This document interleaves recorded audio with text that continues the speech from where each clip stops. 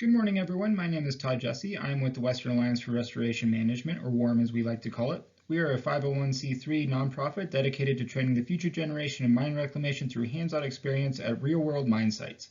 My work with them consisted of creating a geochemical report for the Ben Butler mine and an investigation of the effectiveness of biochar as an amendment to reclaim inactive or abandoned mines.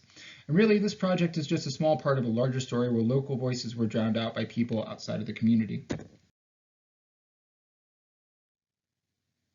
A little background on how mines impact the environment. There are about 23,000 abandoned or inactive mines in the state of Colorado, and a lot of those mines impact soil and water quality through acid mine drainage and metal loading. Acid mine drainage occurs as a result of the oxidation of pyrite in the presence of water and ferrophilic bacteria and oxygen. The low pH water dissolves metals and carries them away in an aqueous solution that then enters watersheds, causing ecological damage. The photo on the right is the Animas River following the accidental breach of the Gold King mine, and obviously the water shouldn't be that color. It is being impacted by dissolved and suspended solids. The Ben Butler mine is located in the upper Animas River watershed and is part of the Bonita Peak mining district located near Silverton, Colorado, which is marked by the black star at the bottom of the map. Mining in the area ended in 1991 with the closure of the Sunnyside mine, which forced the town of Silverton to shift completely to a tourism-based economy. In 1996, the EPA began studies to include Bonita Peak on the Superfund National Priority List.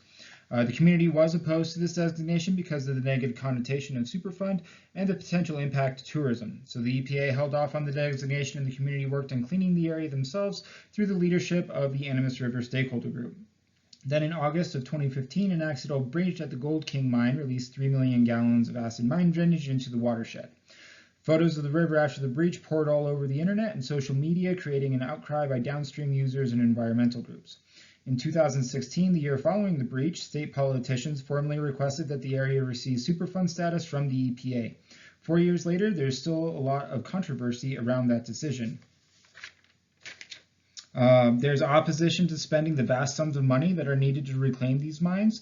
The reason that there are so many mines in this area to begin with is because of the natural mineralization that takes place in the Silverton caldera. Red Mountain, Mount Molly, and Ho Mountain are some of the examples of this natural mineralization that also produce acid and contribute metals to the watershed. So you could spend the money to clean these mines, but it's no guarantee that the overall water quality of the Animas will improve because lots of metals are being dumped into the watershed through natural mineralization. Now, all that isn't to say that the federal government is completely ignoring local stakeholders. A community advisory group was established in 2018 as a way for these stakeholders to voice their input about the Superfund cleanup and its priorities. In total, 48 sites have been included in the Bonita Peak Superfund, including the Ben Butler mine, which is marked by the red box in the top right corner of the map. The Ben Butler mine is an inactive mine held principally by private owners, although some of the impacted area is managed by the BLM. The mine is claimed 1291, and one of the denuded areas or kill zones that is generated by the Ben Butler extends on to claim 104. The Ben Butler operated until 1917 and produced gold, silver, lead, and copper. Today, the Ben Butler is owned by Greg and Jean Harlow, who are a retired missionary couple, and they could be on the hook for a lot of money since they are a potentially responsible party for a point source of contamination in a Superfund site. This is where WARM comes in. We take a collaborative approach to mine reclamation that relies on student engagement and social capital to share resources and accomplish tasks. One of the great advantages that comes with our approach to reclamation is the decrease in cost. Normally, a consulting firm would charge hundreds of thousands of dollars for a geochemical analysis pre-reclamation and monitoring post-reclamation. WARM can accomplish this work for a few tens of thousands of dollars. As a pilot project, we undertook a geochemical study of the Ben Butler mine. In 2018, then MEM student Elizabeth Hartson visited the Ben Butler to collect samples for a preliminary assessment. She recorded pH and conductivity at several locations, as well as soil samples. She also collected 20 rock samples from the site, which are shown on the map on the screen. In the fall of 2019, WARM returned to the site to collect samples from the kill zone with personnel from Fort Lewis and Western. The photo on the right shows Dr. DeMarco going over a collection procedure with students from Fort Lewis College. To analyze rock samples collected, we began by characterizing the mineralogy of the rock, which is what we use the microscope for. Then we we prepared rock samples for 3 types of analysis. One, acid-basic counting, which tells you the overall acid generating potential of a sample. 2, a meteoric water mobility procedure, which is a leachate test where you take equal parts water and rock, roll it in a bottle, and then measure pH, conductivity, and dissolved metals found in the water. And 3, X-ray fluorescence, which tells you what elements are present in parts per million. We also performed X-ray fluorescence on soil transects that were collected in 2019 to see if metals were moving downslope from the mine. The Star Trek looking device in the center photo is the X-ray fluorescence gun that we used. You just put the sample in a little chamber on top and it spits out a readout of the elements in the sample. We then took the data that was generated and validated it and mapped it so that we could look for spatial variations in metals. On the right is part of one of the validation spreadsheets for dissolved metals from the meteoric water mobility procedure. We found zinc to be the metal of greatest concern. The zinc comes from sphalerite, which is abundant at the site and was described during the mineral characterization of samples collected. The average zinc concentration of the 20 meteoric water mobility procedure leachates, which is mapped on the left, was 34.48 milligrams per liter, which exceeds Colorado surface water standards for aquatic life and human ingestion, as well as groundwater standards for both agriculture and domestic use. The actual concentrations of zinc in leachates ranged from 0.72 milligrams per liter all the way up to 173 milligrams per liter. For reference, the Colorado Aquatic Life water quality standard for zinc is 0.16 milligrams per liter. We also showed that metals were moving away from the mine through the kill zones. The concentration of zinc in soil transects we took in 2019 is mapped on the right, and there was a significant difference in the concentration of zinc found in the kill zone versus outside of it.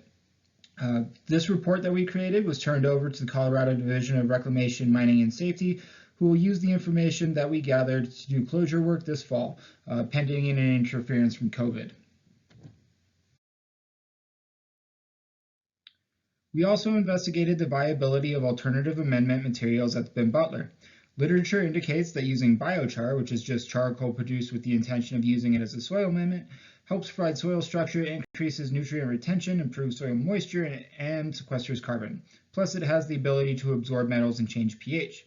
Due to these properties, biochar is potentially an ideal material to amend mine sites with acid mine drainage. With the biochar study, we sought to do 3 things. 1, investigate how combining biochar with limestone might enhance or degrade biochar's absorption capabilities. 2, to determine the ability of biochar to absorb metals over a multiple month time frame. And 3, to better quantify biochar's absorption capacity with dissolved metals. A 4.5-month column test was used to better understand how biochar and a combination of biochar with limestone behave over a multiple month time frame. That's the photo on the left. And a batch absorption test was used to investigate how combining biochar with limestone improves or degrades absorption abilities and to better qualify biochar's ability to absorb dissolved metals. And the bottle roll segment of that procedure is shown on the right. Preliminary results from the column study show that when used by itself, biochar did not significantly affect the concentration of most metals in leachates that were generated. Zinc concentrations are shown on the left, and the columns that contained biochar were almost identical to those that didn't have any. It did help reduce dissolved iron concentrations, which is the graph on the right, but that was short-lived. Biochar was only able to reduce dissolved iron concentrations for no more than 2 months before it stopped working, which isn't very helpful at mine sites that can produce acid mine drainage for hundreds, if not thousands of years. Also able to get some preliminary results from the batch absorption test, as well as pH and conductivity. Based on preliminary results, limestone is more effective in neutralizing pH, though biochar did have a limited neutralizing effect. But unfortunately, we lost funding and currently don't have the money needed to send our samples to the lab for dissolved metals analysis, which is really the meat and potatoes of the study.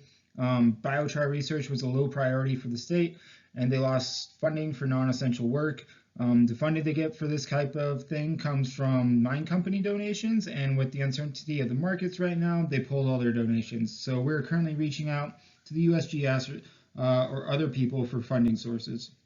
But based on preliminary results that we do have, the state has decided not to use biochar at the Ben Butler. So what's next? The state's going to be doing closure work on the Ben Butler this summer or fall. There needs to be 5 years of monitoring post-reclamation, which Warren plans on doing through student projects.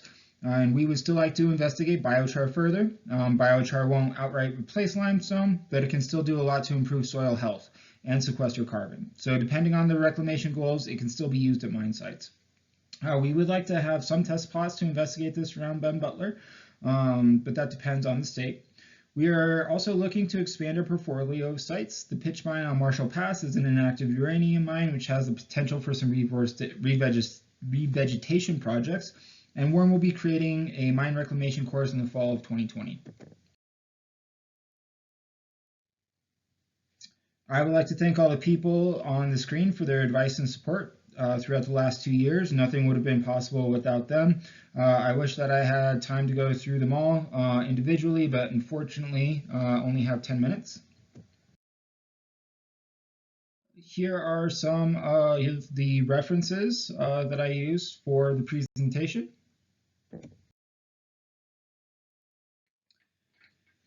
And if you have any interest in mine reclamation and what we're doing, please visit our website, which is on the screen for more information, or reach out to me individually. Thank you, and now we can open it up for questions.